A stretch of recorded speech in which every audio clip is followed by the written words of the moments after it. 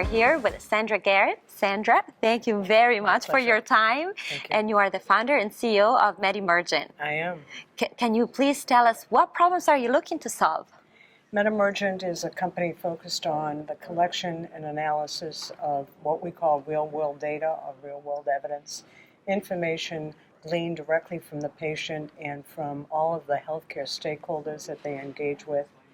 And the problem is today, given the fractionation of all of the healthcare data, the lack of interoperability, data is chaotic, it's siloed, it is not validated. So the goal of MediMergent is in essence to design and deploy programs, enroll patients through effective engagement, and to collect information directly from the patient, as well as collect information from their physicians and other providers for their medical records, pharmacy data for fill and refill data, insurance, health, and claims data, or if the patient is using any type of app or wearable device. For example, if they're a diabetic and they use a glucose monitor on a daily basis, we upload all of that information into our database. We standardize it, we analyze it, and from that we give query rights to multiple stakeholders like pharmaceutical companies and the government in the form of the FDA, or to payers, to academic institutions, to prescribers, and to patients. So you just mentioned FDA, and I would like to know, do you have any special partnerships or significant strategic alliances that you would like to talk about? Yes, we do.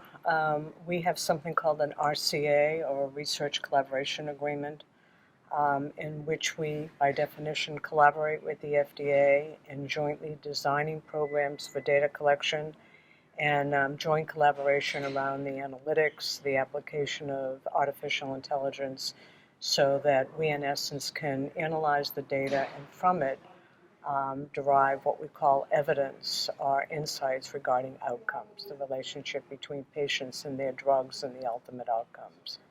And Sandra, would you like to tell us a little bit about your background? Is it science by training? Why did you get interested in even forming a company? What drove you?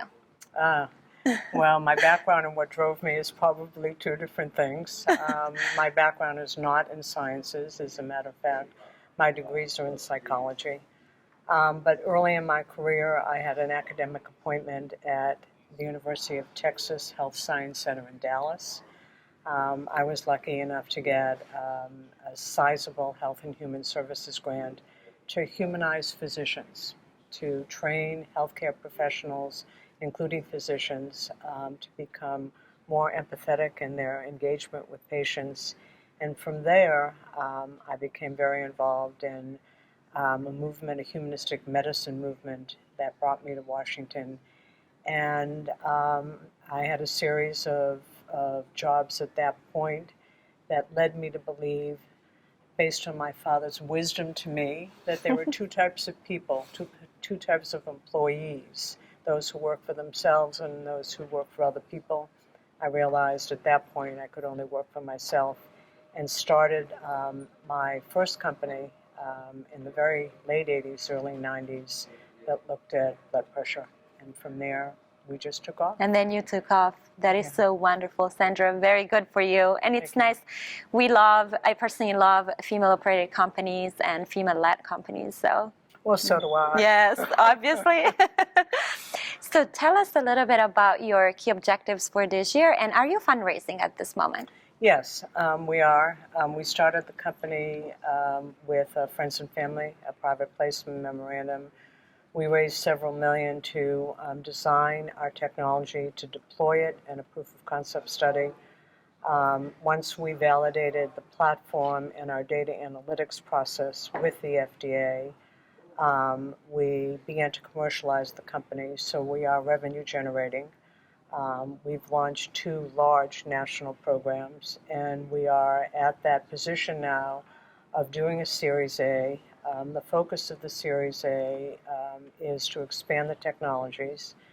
Right now, all of our digital platforms and related apps are used in a research domain. What we want to do next is build those apps for a B2B and a B2B2C environment where we can license them to pharmacists and prescribers who in turn can give the apps to patients and collect information on a variety of issues. It may be medication adherence and getting patients to adhere to their medication and their treatment intervention. It may be related to the fact that you have an elderly parent and you would love to know whether they're picking up their medicines, and could we use the app to engage pharmacists and their patients, in which the information goes to children.